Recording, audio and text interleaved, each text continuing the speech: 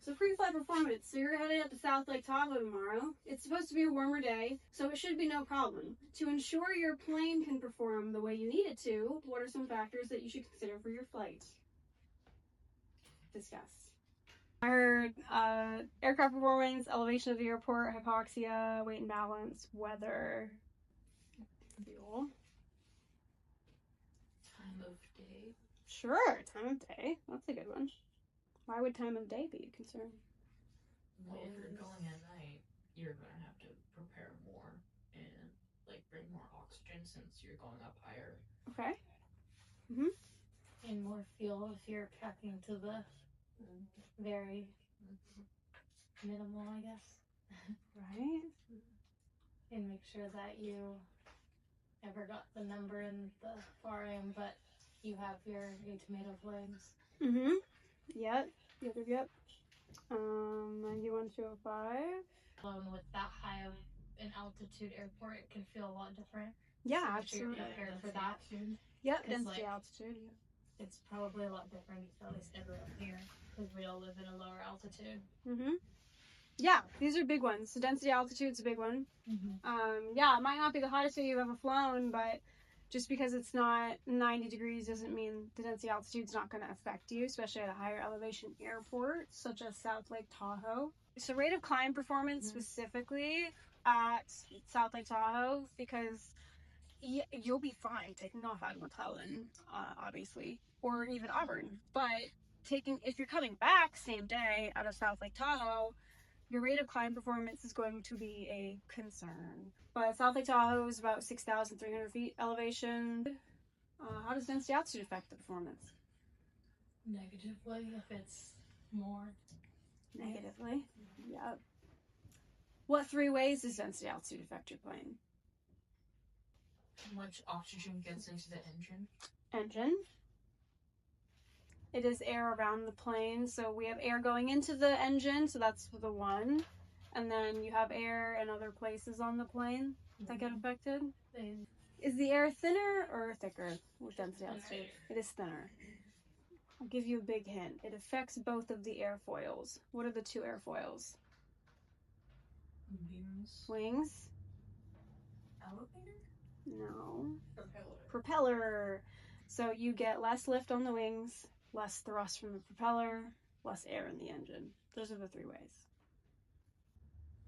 What contributes to a high density altitude other than elevation? Humid. Yup. Hot, high, and humid. Somebody said we talked about hypoxia. What kind of hypoxia would we be worried about? Hypemic. What's hypemic hypoxia? Where you're too high and there's a lack of oxygen to the brain. There is a lack of oxygen to the brain for all of them. Hypemic has to do with carbon monoxide, or if you're anemic. Okay.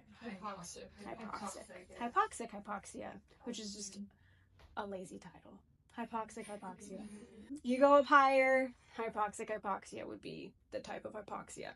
But yes, hypoxia in general is just like a lack of oxygen to the brain. And yeah, hypoxic hypoxia, that's certainly a concern. Claire mentioned also at nighttime.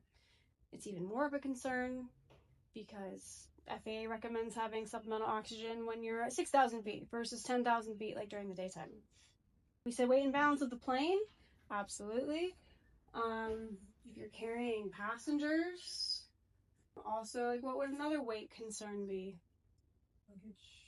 Luggage, fuel. Because it's like, yeah, I mean, it's not that far, so you probably don't need a whole lot of fuel, but it is across country, especially if you're planning on coming back. You carry that. How much fuel do you need? How much can you carry? How is that going to affect your performance? I know one we missed. An alternate. An alternate, yeah. I would love if you guys would plan for an alternate for all of your flights, all your cross countries. Those things rarely go according to plan. If they do, great, awesome, it's uneventful. That's what you want. Talked about weather. What kind of weather are we concerned with? Clouds. Sure. What kind of clouds? Cumulus clouds. Cumulus clouds. Yeah. Remember, we're flying over mountains. And then Tahoe's kind of known for those random storms during certain times of year, like Oh, the summer ones. Specifically summer. What else? I was gonna say airspace. Oh yeah, airspace. That's a great consideration. Yeah. People concerned with airspace. What kind of things? If you fly close to big airports, What about it?